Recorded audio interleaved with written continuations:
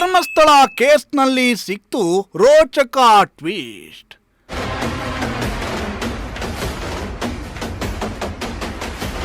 ಆರನೇ ದಿನ ಮೃತದೇಹದ ಅವಶೇಷ ಪತ್ತೆ.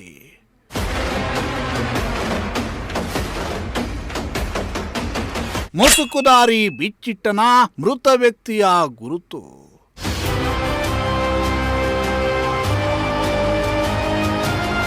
ಎಸ್ ವೀಕ್ಷಕರ, ಧರ್ಮಸ್ಥಳದ ನೇತ್ರಾವತಿ ನದಿ ತೀರದಲ್ಲಿ ವಿಶೇಷ ತನಿಖಾ ತಂಡ ನಡೆಸುತ್ತಿರುವ ಶೋಧ ಕಾರ್ಯದಲ್ಲಿ ಇಂದು ಮಹತ್ವದ ತಿರುವು ಸಿಕ್ಕಿದೆ. 6ನೇ ದಿನದ ಕಾರ್ಯಾಚರಣೆಯಲ್ಲಿ ಪಾಯಿಂಟ್ ನಂಬರ್ 11 ಬದಲು ಹೊಸ ಸ್ಥಳದಲ್ಲಿ ಶೋಧ ಕಾರ್ಯ ನಡೆಸಿದ ವೇಳೆ ಮೃತದೇಹದ ಅವಶೇಷಗಳು ಪತ್ತೆಯಾಗಿದ್ದು ಸ್ಫೋಟಕ ಸಂಗತಿ ಬೆಳಕಿಗೆ ಬಂದಿದೆ.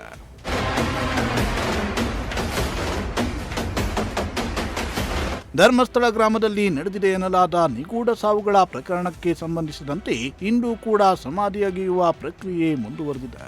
ಇಲ್ಲಿಯವರೆಗೆ ಮುಸುಕುದಾರಿ ವ್ಯಕ್ತಿ ತೋರಿಸಿದ್ದ 10 ಸ್ಥಳಗಳನ್ನು ಅಗೆದು ಪರಿಶೀಲನೆ ನಡೆಸಲಾಗಿತ್ತು. ಇಂದು 11ನೇ ಸ್ಥಳದಲ್ಲಿ ಉತ್ಖನನ ನಡೆಸುವ ನಿರೀಕ್ಷೆ ಇತ್ತು.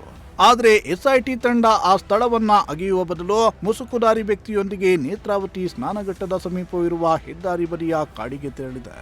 ದೂರುದಾರನನ್ನ ಕಾಡಿನೊಳಗೆ ಮತ್ತಷ್ಟು ಒಳಕ್ಕೆ ಕರೆದೊಯ್ದಿದ್ದು ಇಲ್ಲಿ 5ಕ್ಕೂ ಹೆಚ್ಚು ಗಂಟೆಗಳಿಂದ ಕಾರ್ಯಾಚರಣೆ ನಡೆಸಿದ್ದು ಈ ವೇಳೆ ಇಲ್ಲಿ ಮನುಷ್ಯನ ಮೃತದೇಹದ ಅವಶೇಷಗಳು ಪತ್ತೆಯಾಗಿವೆ.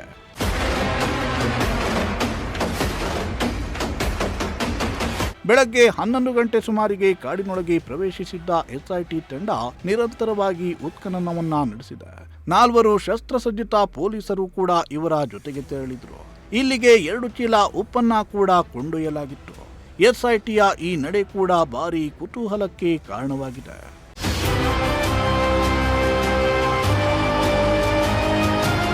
ಈ ಹಿಂದೆ ಸಾಕ್ಷಿ ದೂರುದಾರನು ಮೃತದೇಹಗಳನ್ನ ಹೂಡಲಾಗಿದೆ ಅಂತ ಹೇಳಿ ಒಟ್ಟು 13 ಸ್ಥಳಗಳನ್ನ ವಿಶೇಷ ತನಿಖಾ ತಂಡಕ್ಕೆ ತೋರಿಸಿದ್ದ. ಇದರಲ್ಲಿ 10 ಪಾಯಿಂಟ್ಗಳಲ್ಲಿ ಶೋಧ ಕಾರ್ಯವನ್ನ ನಡೆಸಿದಾಗ 6ನೇ ಸ್ಥಳದಲ್ಲಿ ಮಾತ್ರ ಪುರುಷನ ಮೃತದೇಹದ ಅವಶೇಷಗಳು ಪತ್ತೆಯಾಗಿತ್ತು. ಉಳಿದ 9 ಸ್ಥಳಗಳಲ್ಲಿ ಯಾವುದೇ ಕುರುಹುಗಳು ಲಭ್ಯವಾಗಿರಲಿಲ್ಲ. ಆದರೆ ನಿನ್ನೆ ಭಾನುವಾರದ ವಿರಾಮದ ನಂತರ ಇವತ್ತು 11ನೇ ಪಾಯಿಂಟ್ ಬದಲು ಹೊಸ ಸ್ಥಳದಲ್ಲಿ ಎಸ್ಐಟಿ ಅಗೆದಿದ್ದು ಇಲ್ಲಿ ಮೃತದೇಹದ ಅವಶೇಷಗಳು ಪತ್ತೆಯಾಗಿವೆ. ಈ ಮೂಲಕ ಪ್ರಕರಣಕ್ಕೆ ಭಾರಿ ತಿರುವು ಸಿಕ್ಕಿದ್ದು ದಿನದಿನಕ್ಕೂ ಧರ್ಮಸ್ಥಳ ಪ್ರಕರಣ ಕುತೂಹಲವನ್ನ ಹೆಚ್ಚಿಸುತ್ತಿದೆ.